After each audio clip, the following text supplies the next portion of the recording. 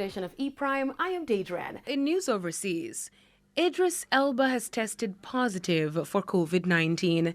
The actor has confirmed that he contracted COVID-19 following his exposure to someone else who also tested positive for the coronavirus. This is serious, Now's the time to really think about social distancing, washing your hands.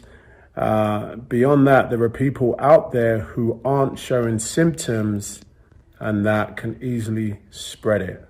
Idris Elba is currently in isolation. Sizzla creates awareness for COVID-19. Reggae artist Sizzla Kalonji has been vocal about the life-threatening COVID-19 pandemic by releasing a new track dubbed Coronavirus. On the track, Sizzla warns about the virus while telling listeners to safeguard their homes from COVID-19 and taking the necessary precautions. Children, don't put your hand in your mouth, them say coronavirus, the bot. Sizzla is encouraging more artists to do songs highlighting issues relating to COVID-19 so the public can better understand the matters at hand. Chronixx creates a splash with Della Move. Chronixx has released a brand new single titled Della Move, the first track from his upcoming album dubbed Della Splash.